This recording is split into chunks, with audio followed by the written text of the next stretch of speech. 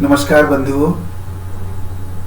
आज भारत रत्न श्री अटल बिहारी वाजपेयी जी के संबंध में मैं एक वीडियो प्रस्तुत करने जा रहा हूं, जिसमें बहुत ही सरल भाषा के अंतर्गत आपको हम बताएंगे कि अटल बिहारी वाजपेयी जी ने किस तरीके से अपना राजनीतिक जीवन शुरू किया था और किस तरीके से वो प्रधानमंत्री के पद तक पहुंचे और बहुत ही लोकप्रिय नेता बने और साथ ही उन्होंने साहित्य की सेवा की। तो आज इस वीडियो के अंतर्गत मैं उनकी राजनीतिक यात्रा के बारे में आप तक जानकारी पहुंचाऊंगा। ये जानकारी बहुत ही महत्वपूर्ण है विभिन्न प्रकार की प्रतियोगी परीक्षाओं के लिए और अटल बिहारी वाजपेयी जी के व्यक्तित्व को साधारण भाषा में समझने के लिए। तो आइए वीडियो शुरू करते हैं। श्री अटल बिहारी वाजपेयी का व्यक्तित्व और कृतित्व। जीवन को टुकड़ों में नहीं बांटा जा सकता, उसका पूर्णता में ही विचार किया जाना चाहिए। श्री अटल बिहारी वाजपेयी जी के ये विचार ये स्पष्ट करते हैं कि वो जीवन दर्शन के बारे में क्या सोचते हैं। जय जवान जय किसान जय विज्ञान का नारा देने वाले, सौभाग्य और सादगी की प्रतिमूर्ति, मृदुभाषी स्वभाव के प्रखर वक्ता, भारत मां के सच्चे सपूत, भारत उदय के पोषक, पूर्व प्रधानमंत्री भारत रत्न श्री अटल बिहारी वाजपेयी जी का नाम भारत के इतिहास के पन्नों में स्वर्णिम अक्षरों में लिखा हुआ है। अटल बिहारी वाजपेयी जी की राजनीतिक यात्रा के बारे में अगर हम बात करें तो हम देखेंगे कि 1942 ईस्वी में आपने राजनीतिक जीवन की शुरुआत करते हुए भारत छोड़ो आंदोलन में भाग लिया था। इससे पहले वो स्वतंत्रता आंदोलन की विचारधारा को बहुत अच्छी तरह से देख रहे थे, समझ रहे थे, लेकिन राजनीतिक क्रियाओं में गतिविधियों में भाग नहीं ले रहे थे। पहली बार उन्होंने भारत छोड़ो आंदोलन में भाग लिया था। इसके बाद 1942 से 47 ईस्वी तक स्वातंत्र्य आंदोलन की तरह तरह की गतिविधियों में आपने प्रतिभाग किया और अपनी भूमिका अदा की। 1947 से 1950 ईस्वी तक विभिन्न राजनेताओं के साथ विचार विमर्श करते हुए कार्यक्रमों का आयोजन करवाना, उनका संचालन करवाना, एक सच्चे कार्यकर्ता के रूप में वो जुड़े रहे। 1951 ईस्वी में डॉक्टर श्यामा प्रसाद मुखर्जी के साथ मिलकर संघ पार्टी का गठन करवाया। जब भारत आजाद हो गया तो आजाद भारत के अंदर जो सरकार बनी और सरकार में कांग्रेस का बोलबाला था। यद्यपि जवाहरलाल नेहरू जी ने विभिन्न अन्य दलों के लोगों को शामिल करके भारत के हित में सरकार का गठन किया था, लेकिन अटल बिहारी वाजपेयी जी जो थे वो अभी राजनीतिक परिपक्वता को प्राप्त करने के लिए लगातार एक कार्यकर्ता के रूप में कार्य कर रहे थे। 1952 ईस्वी में जब पहले आम चुनाव हुए तो वाजपेयी जी ने लखनऊ से संसद का चुनाव लड़ा, जिसमें उनको सफलता नहीं मिल पाई, वो चुनाव हार गए। लेकिन फिर भी वो लगातार राजनीतिक गतिविधियों में लगे रहे, अपनी भूमि तैयार करते रहे, अपनी जमीन तैयार करते रहे, राजनीतिक जमीन, जिससे कि उनको आगे चल के सफलता मिल सके। 1954 ईस्वी में पहली बार उत्तर प्रदेश के बलरामपुर से सांसद चुने गए थे। ये एक उपचुनाव था जिसमें वो सांसद चुने गए थे। 1968 ईस्वी में पंडित दीनदयाल उपाध्याय की जब मृत्यु हो गई तो अटल जी को जनसंघ पार्टी का राष्ट्रीय अध्यक्ष बनाया गया। उस समय जो है कांग्रेस सरकार में सबसे बड़ी पार्टी थी और विपक्ष में जनसंघ पार्टी थी, तो जनसंघ पार्टी का अध्यक्ष बनाया गया इनको। तो कहने का मतलब है कि विपक्ष में एक बहुत बड़ी जिम्मेदारी इनको मिली। 1968 से 1976 ईस्वी तक नानाजी देसाई, बलराज मढ़ोक तथा लाल कृष्ण आडवाणी के साथ मिलकर जनसंघ को बराबर मजबूत करते रहे। 1977 ईस्वी में जब भारत में आपातकाल लगा तो उसके बाद जब चुनाव हुआ जिसमें कांग्रेस की भारी पराजय हुई और जनता पार्टी की सरकार बनी। जनता पार्टी की जब सरकार बनी तो आप वैदेशिक मामलों के मंत्री बनाए गए। जब मंत्री बनाए गए तो उन्होंने भारत की छवि को सारे विश्व में निखारने का प्रयास किया। 4 अक्टूबर 1977 ईस्वी को संयुक्त राष्ट्र संघ के अधिवेशन में पहली बार हिंदी में उद्बोधन करते हुए वसुधैव कुटुंबकम के भारतीय दर्शन को विश्व स्तर पर प्रसारित करवाया। ये पहला अवसर था जब संयुक्त राष्ट्र संघ में किसी ने हिंदी में भाषण दिया था। तो अटल बिहारी वाजपेयी जी, जो एक राजनीतिक कार्यकर्ता होने के साथ साथ एक प्रखर साहित्यकार थे, इसलिए वो हिंदी से बहुत प्रेम करते थे और हिंदी का उन्होंने विश्व स्तर पर उसको सम्मान दिलवाया। 1979 ईस्वी में प्रधानमंत्री मोरारजी देसाई के नेतृत्व में जब उन्होंने इस्तीफा दे दिया तो अटल जी को पार्टी का मोर्चा मिला। पार्टी के मोर्चे को संभाला उन्होंने और संगठन को टूटने से बचा लिया। यानी 1979 ईस्वी में जो मोरारजी देसाई जी की सरकार थी, जब प्रधानमंत्री थे वो जनता पार्टी की सरकार, तो उसमें कुछ विघटन की स्थिति पैदा हो गई। उसको सरकार तो गिर गई, लेकिन पार्टी को अटल जी ने बचा लिया। वो संगठन के लिए बराबर काम करते रहे। 1980 ईस्वी में लाल कृष्ण आडवाणी भैरव सिंह शेखावत के साथ मिलकर के उन्होंने भारतीय जनता पार्टी की स्थापना की और पहले अध्यक्ष बने। यानी जो जनता पार्टी थी वो अब भारतीय जनता पार्टी बन गई। जब सरकार गिर गई थी तो उसके बाद ये था कि नई जान फूकनी थी पार्टी के अंदर। तो नई जान फूकने के लिए उसका नया नामकरण भी किया गया और इसमें लाल कृष्ण आडवाणी, भैरव सिंह शेखावत और अटल बिहारी वाजपेयी जी की महत्वपूर्ण भूमिका थी। 1984 ईस्वी के आम चुनाव में अटल जी ने बहुत मेहनत की और भाजपा अच्छा प्रदर्शन फिर भी नहीं कर पाई। कहने का मतलब है जो पार्टी एक बार पटरी से उतर गई थी, पार्टी की गाड़ी, उसको वापस पटरी पर लाने के लिए बहुत प्रयास किया वाजपेयी जी ने, परंतु अपेक्षित सफलता नहीं मिल पाई। 1989 और 1991 ईस्वी के संसदीय चुनाव में अटल जी के प्रयासों से भाजपा मजबूत होती चली गई। अब जब भारत में 1989 और 91 में राजनीतिक अस्थिरता पैदा हो गई थी, जब मंडल कमीशन आया था तो सरकार की स्थिति बहुत दयनीय हो गई थी। ऐसी स्थिति में भाजपा को मजबूत होने का सुअवसर मिल गया, जिसका अटल जी ने फायदा उठाया और पार्टी को बहुत अधिक मजबूत कर दिया। जब चुनाव हुए तो उस चुनाव में पार्टी की विजय हुई और साथ में खुद भी जो चुनाव जीत गए। 1993 ईस्वी में वाजपेयी जी विपक्ष के नेता बने। यद्यपि भाजपा बहुत मजबूत तो हो चुकी थी, लेकिन अभी इतनी मजबूत नहीं हुई थी कि वो सरकार बना सके। सरकार फिर से कांग्रेस की बनी और सरकार के समक्ष जो है विपक्ष के नेता के रूप में भारत के विकास के लिए ज्वलंत मुद्दे बराबर उठाते रहे। 1995 ईस्वी में अटल बिहारी वाजपेयी जी की राजनीतिक क्षमता और जनमानस में उनकी लोकप्रियता को देखते हुए भाजपा ने उन्हें प्रधानमंत्री का प्रत्याशी घोषित कर दिया। कहने का मतलब है भाजपा ने, भारतीय जनता पार्टी ने ये घोषणा कर दी कि यदि भविष्य में हमारी सरकार बनती है तो अटल बिहारी वाजपेयी जी हमारे प्रधानमंत्री होंगे, देश के प्रधानमंत्री होंगे।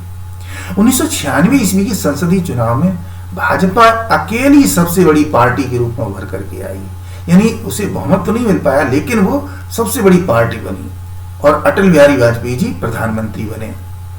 परंतु ये सरकार जो है बहुत सारे दलों के साथ मिलकर के बनी थी, जिसके कारण ये ज्यादा नहीं चल पाई। केवल 13 दिन बाद ही सरकार जब बहुमत प्राप्त नहीं कर सकी तो वाजपेयी जी ने इस्तीफा दे दिया। 1996 से 1999 ईस्वी तक 2 बार सरकार बनी, परंतु सफल नहीं हो सकी। भाजपा की 2 बार सरकार बनी लेकिन सफल नहीं हो पाई। परिस्थितियों को देखते हुए अटल जी के प्रयासों से एनडीए, राष्ट्रीय प्रजातांत्रिक संघ का गठन हुआ।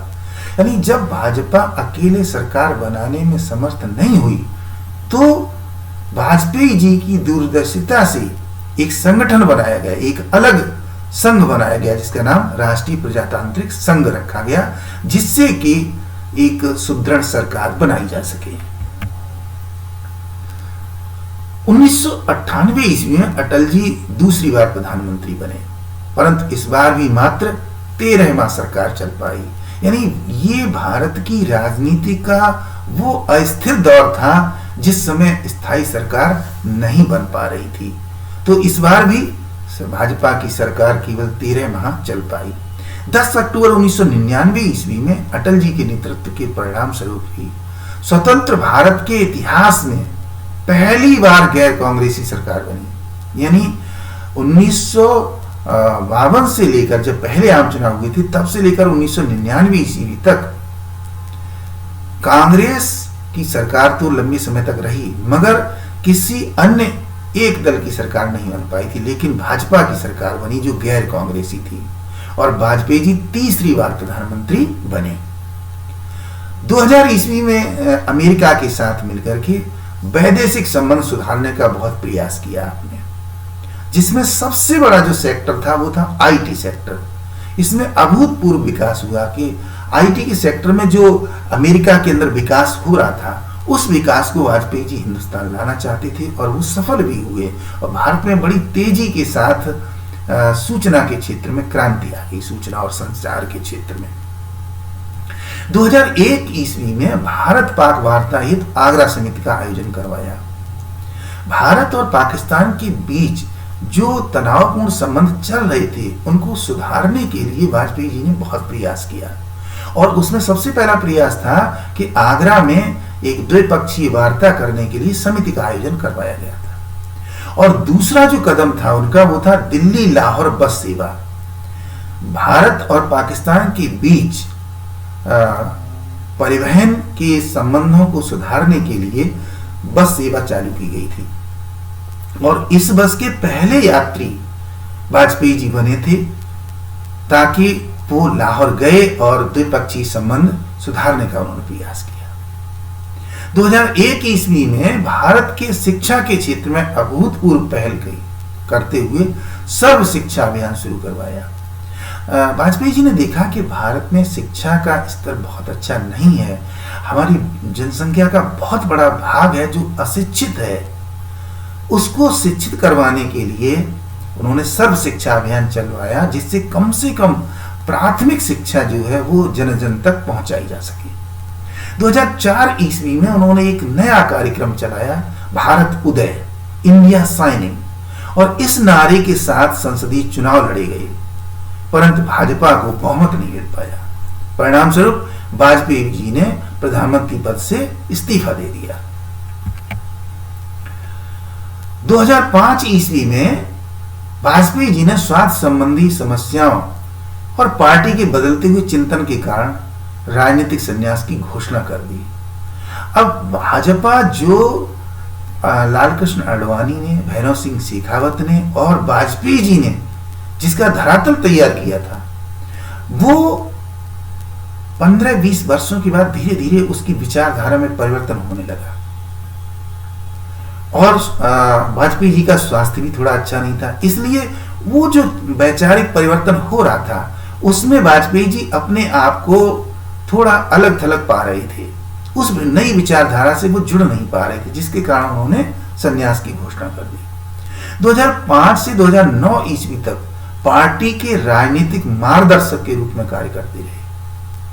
अब उनको जो जिम्मेदारी दी गई पार्टी के द्वारा वो दी गई कि आप अपने विचारों को परामर्श के रूप में हमें दीजिए ताकि भाजपा भविष्य में और मजबूत होती रहे। लेकिन लगातार उनका स्वास्थ्य खराब बना रहा और उनकी हालत बिगड़ती चली गई।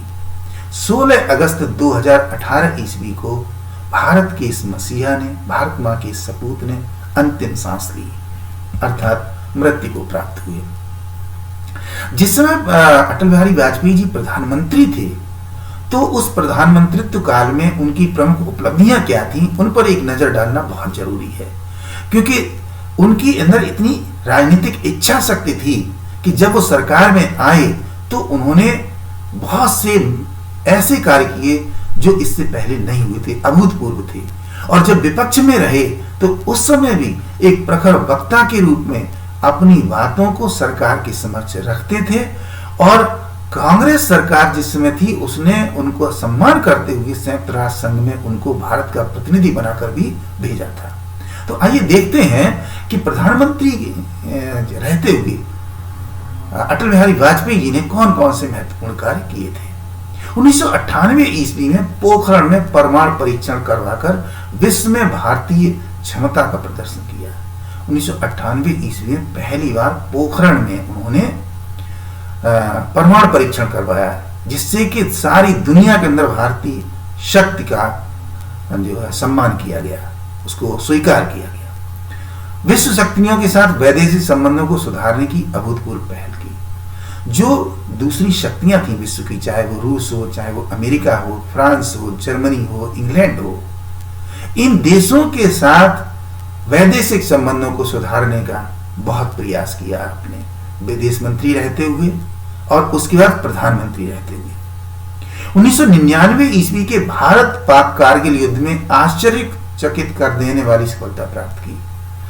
1999 ईस्वी में जब पाकिस्तान ने छिपकर कारगिल पर आक्रमण करवा दिया, तो भारतीय सेना ने उसका मुंहतोड़ जवाब दिया था, और उस समय प्रधानमंत्री वाजपेयी जी थे, जहां पर ये महत्वपूर्ण सफलता प्राप्त हुई थी।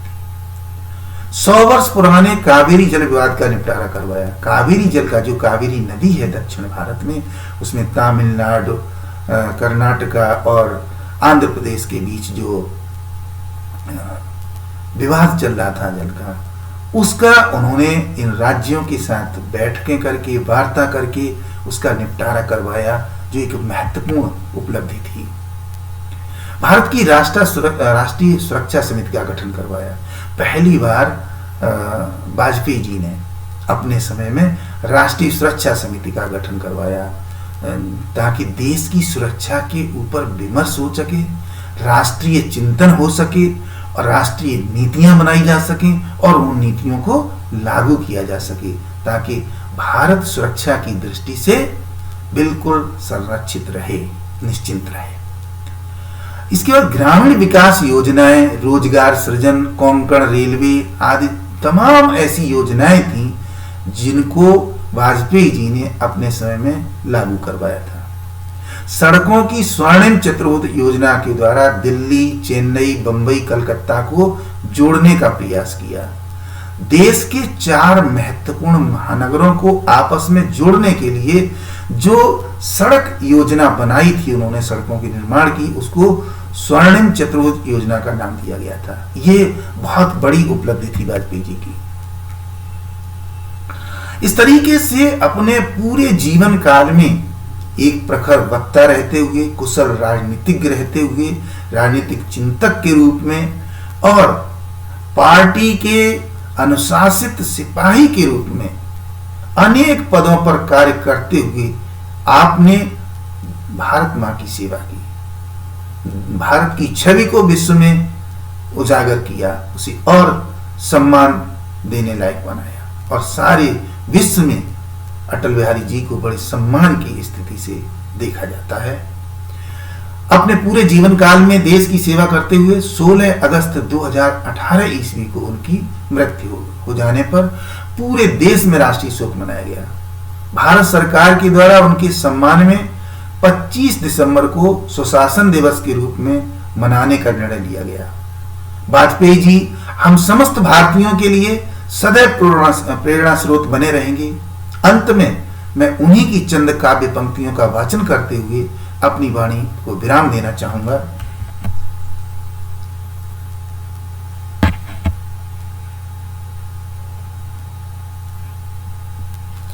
तो आपने हमारा वीडियो देखा, उम्मीद करता हूं वीडियो आपको पसंद आया होगा। अगर पसंद आया है तो इसे लाइक और शेयर जरूर कर दीजिए, और हाँ, यदि आपने अभी तक हमारा चैनल सब्सक्राइब नहीं किया है तो सब्सक्राइब जरूर कर लीजिए। अध्ययन करते रहिए, निरंतर आगे बढ़ते रहिए। Thank you very much.